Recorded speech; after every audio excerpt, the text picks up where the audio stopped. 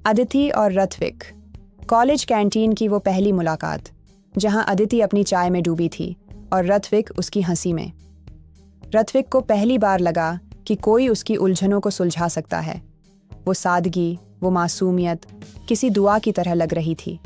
दोस्ती बढ़ी, हर शाम साथ बिताना, कभी किताबों की बातें तो कभी ख्वाबों की। ऋत्विक के लिए अदिति सिर्फ एक लड़की नहीं थी, वो उसकी पूरी दुनिया बन चुकी थी।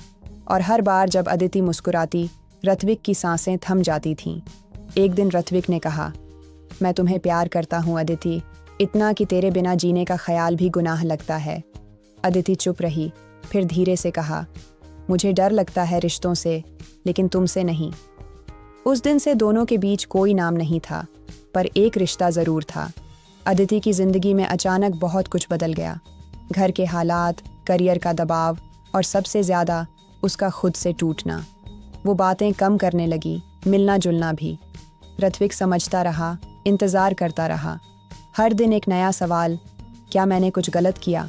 वो आखिरी मुलाकात अदिति ने एक दिन कहा, हमें अब नहीं मिलना चाहिए, मैं अब वो नहीं रही और तुम्हारे लिए किसी और का आना ज़रूरी है। ऋत्विक ने कुछ नहीं कहा, बस मुस्कुराकर बोला, अगर तुम बिछड़कर खुश हो तो खुश रहो, मुझसे मिलकर उदास होना मुझे अच्छा नहीं लगता। वक़्त की चाल वक़्त गुजरता गया। अदिति अब सोशल मीडिया पर फिर से हंस रही थी। नई तस्वीरें, नई जगहें, नए चेहरे।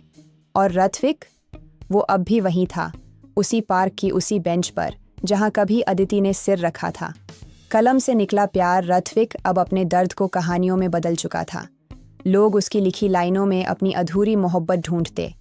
हर पंक्ति में अदिति थी, नाम के बिना पर एहसासों के साथ।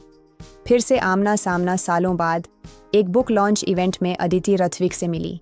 वो अब भी वैसा ही था, थोड़ा चुप, थोड़ा मुस्कुराता। अदिति की आंखें भर आईं। कभी नफरत नहीं की मुझसे? ऋत्विक मुस्कुराया। जिसके जाने पर भी दुआ निकले, उससे नफरत कैसे हो सकती है? अंत नहीं, सब्र की शुरुआत। अदिति चली गई, पर इस बार ऋत्विक रोया नहीं। उसे अब सिर्फ एक बात की तसल्ली थी, वो मुझसे बिछड़कर खुश है और यही मेरी मोहब्बत की सबसे बड़ी जीत है। वो मुझसे बिछड़ डाचकर खुश है तो उसे खुश रहने दे। ऐ खुदा, मुझसे मिलकर उसका उदास होना मुझे अच्छा नहीं लगता। अदिति और ऋत्विक। कॉलेज कैंटीन की वो पहली मुलाकात, जहां अदिति अपनी चाय में डूबी थी और ऋत्विक उसकी हंसी में। ऋत्विक को पहली बार लगा कि कोई उसकी उलझनों को सुलझा सकता है। वो सादगी, वो मासूमियत किसी दुआ की तरह लग रही थी।